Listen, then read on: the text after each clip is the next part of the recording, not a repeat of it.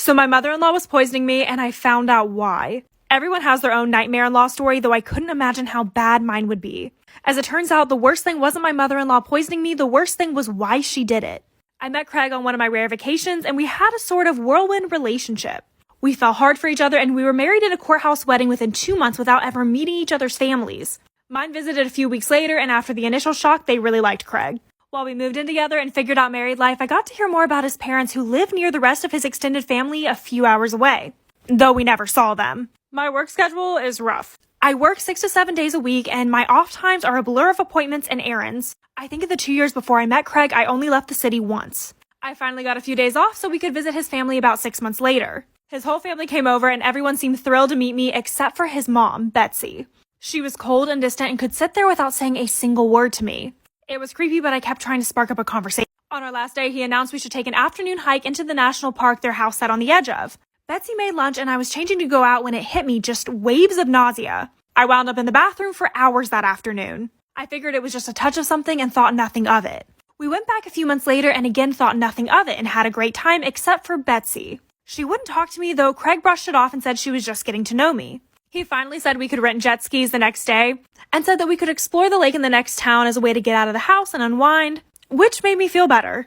I was so excited to tell everyone where we were going, but it wasn't to be. After eating, I got so sick I could barely walk for the next 2 days. At this point, I started to get suspicious.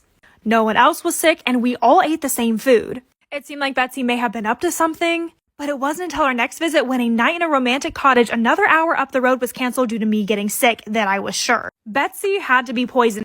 Craig said I was insane. He said it must be an allergy to something his mom was using in her cooking, which actually made sense, though I never had time for an appointment to get it checked out. So I decided on the next trip that I'd make a big casserole and bring it with us. If I cooked the food and served it, nothing could be added. Well, I hadn't had 2 bites before I realized I had left the wine I was drinking unattended while I was heating up the casserole. My stomach was already doing flips, and you know what happened next, and it was not pretty.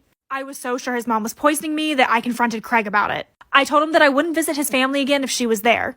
It was our first big fight, and he finally said he wouldn't force me to visit, and we could figure out how to best deal with the situation. She had never been nice to me, so it wasn't a loss. The next time I got off, we decided to head to that little cottage we had rented before and not been able to use. We were driving past his family's place, and it seemed rude not to stop, so we compromised and brought some pizzas. I even decided to not drink anything unless it was water from the tap. We got in and threw pizza on our plates when one of his cousins arrived, and everyone briefly left the food unattended. I realized almost immediately, and we decided to try an experiment. Craig and I both had 2 slices, so we switched our plates while everyone was in the next room. Craig got so sick, I was really worried about him. The drive back to the city was awful, and we had to pull over a lot. He was a mess. We had been back home for 3 days before I broke down and told him that I had switched the plates.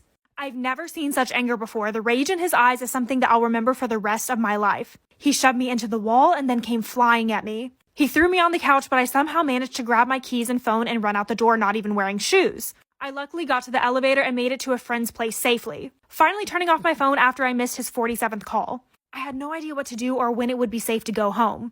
It was the scariest time of my life.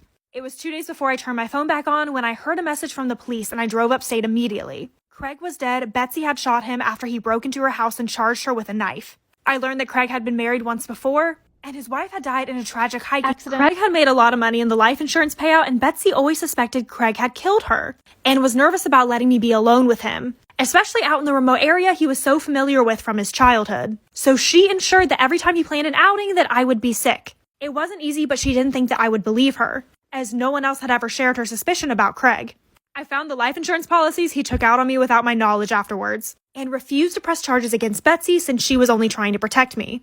I still visit her from time to time when I need to get out of the city, and I love her cooking.